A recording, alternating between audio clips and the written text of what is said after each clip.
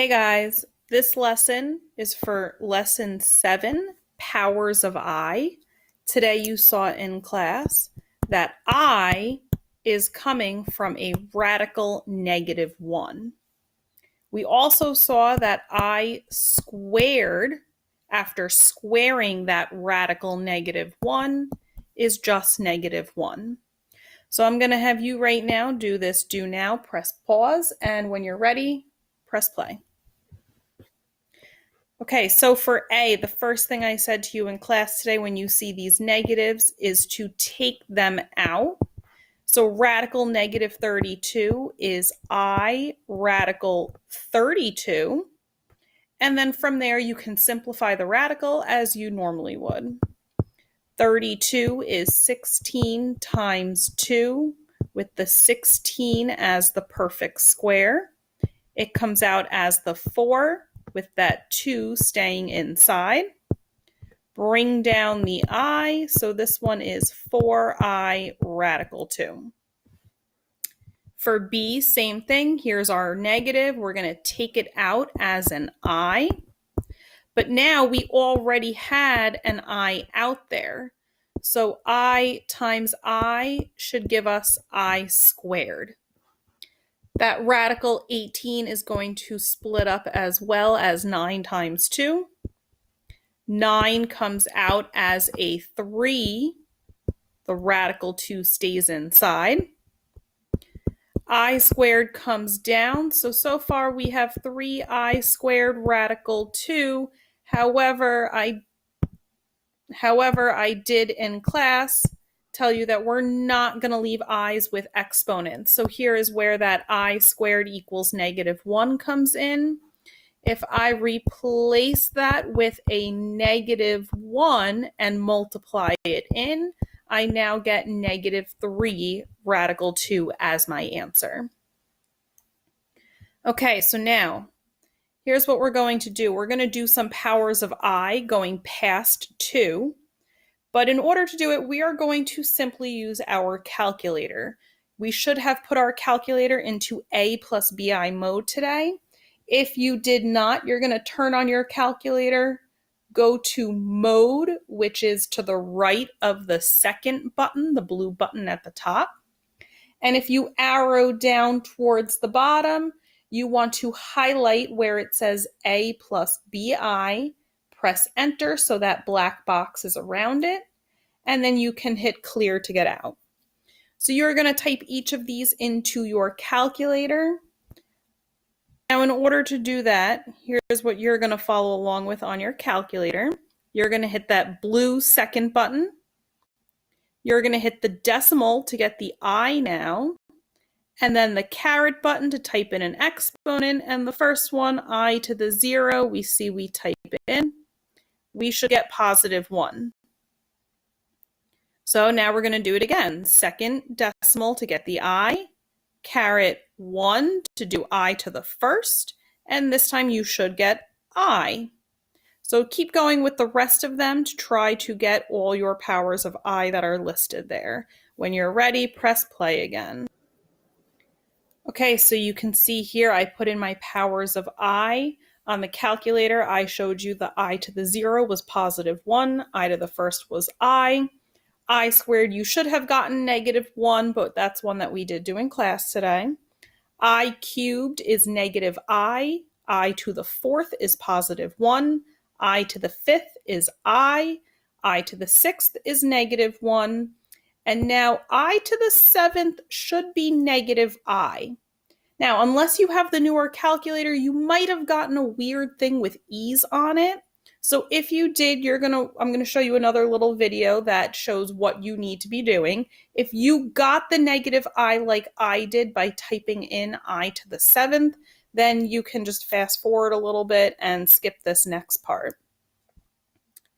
So now, watching this video, this is what you're going to have to do when you get those weird e's. You're going to hit the math button. You're going to arrow to the right to that num column, and choice 3 says I part. So you're going to go to choice 3, and inside this parenthesis that opens up, you can type in an I to any power now. So I to the 7th, that's the one that got messed up on your calculator. Hit enter, and there you see we got that negative I, like I said you should have gotten. Now, for some reason, the calculator messes up large powers of I. So anytime you're greater than 6, for some reason, you start getting those weird E's, but it doesn't mean anything's wrong. It just means you're going to have to go into that special I part in order to solve it. So now you should see here that all of our powers of I started repeating. That is going to happen. If I continued with I to the 8th down here, I would have gotten positive 1. I to the 9th, I would have gotten positive I to the 10th, negative 1. I to the 11th would be negative I again. So as you can see, these powers of I are repeating. This is always going to be one of the 4 answers you get when you type in a power of I. Either 1, I, negative 1, or negative I. But all of these can be getting done on the calculator. So we're going to do just a couple of them here. Be careful, notice all of these exponents are greater than 6. So if you had gotten that weird E number on your calculator, you're going to have to go back to the math, arrow to the right once, choice 3, I part, and type in the power of. So notice that there, right next to the directions, I wrote down what you need to do on your calculator if you're getting that weird E number. So I to the 38th, notice here if you had typed it into the I part after following those directions, you would, inside the I part parenthesis, you would do the I to the 38th. And notice you should get negative 1 as your answer. So keep going with the rest of them and see how you do.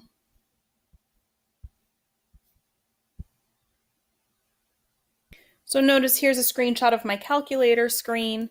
Those were my next few that I did with the I part. Again, this is only if you're getting that weird E number, the nice new calculators. You should not need this I part. You can just type in these I's with the exponents. But those are my answers. So you should have gotten for B, I, for C, negative I, and for D, positive 1. Now, number 1 here, which of the following is equivalent to this? It is multiple choice. Most of the time these questions are, which is nice because we are just going to go straight to our calculator. Now, unfortunately, notice all of these exponents are greater than 6. So if you have been getting that weird E, you are going to have to use that I part for them. And unfortunately, you probably will have to do all 3 as their own separate I part. I don't know why the calculator likes it that way. Sometimes it lets you do it in one shot, so you could always try. But again, if you're getting a weird E, it just means that the calculator needs you to do each one in their own separate I part. So why don't you give it a shot, and when you're ready. So here, 5I to the 16th should come out as positive 5. 3I to the 23rd should come out as negative 3I.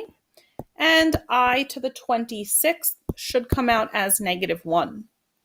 From here, combining like terms, positive 5 and negative 1, neither one of them has an I, so they can come together to make a 4. And then the negative 3I is on its own. So you should get answer choice 2. Now, if you didn't feel like combining like terms on your own, that too can go into your calculator. So notice there's where I did each I part separately on their own. Again, this is if you're getting that weird E.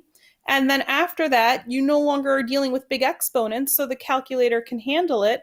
And I just typed in each piece together, and the calculator combined the like terms for me. So that is always an option as well. So that answer that you got on the last one, 4 minus 3i, 3i. This is an example of what we call a complex number. So a complex number is in the form a plus bi, just like we got here, a plus bi, where the a and b are real numbers. In this case, a was 4 and b was -3. The a is always the number on its own. The b is always the number attached to the I. So I want you guys for tonight to do question 2 and come in with it completed tomorrow. And then down here for question 3, there are a bunch of examples. You're doing some operations with what we call these complex numbers.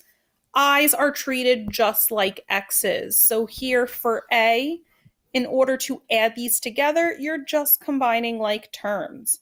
So -7 and +5, when I add them together, is -2. +2i and -11i, when I add them together, is -9i. And there's my answer. They're no longer like terms, -2 and -9i, so you cannot combine them any further. So that one is done. Jumping down to C now, notice these are being multiplied. So multiplying, we did some with the radicals, we did some during polynomials. You're going to have to multiply two binomials, double distribute, FOIL, box method, tabular method, whichever method it is that you preferred is what you will be doing. So 4 times 6, you should get 24. 4 times -2i is -8i. 9i times 6 is +54i. 9i times -2i is -18i squared. So now we have a little bit to do here. Combining like terms in the middle, you should get a +46i. As of right now, this 24 is on its own. However, at the end, I squared, remember, is -1. So this is -18 times -1, which should turn into a +18. And now from here, you can finish combining the like terms, +24 and +18. You should get 42 plus 46i, that did not work, plus 46i as your final answer. They cannot combine any more than that. Now notice here, these operations with these complex numbers does work on your calculator. You're not dealing with any crazy exponents, so no one should have to worry about that I part thing. So plugging them in, I just did the A and C problems that I just showed you by hand. That is the same answer that we got when we did them by hand. If it's a short answer question, you do have to show the work like we did before. However, multiple choice or to check yourself, you can just go ahead and plug them right into your calculator like this. So not only would I like you to finish number 2 up here, but I would also like you to finish B, D, and E for tomorrow. We will go over them in class, and then you'll get the review sheet to start studying for your quiz on Tuesday. Be careful with E.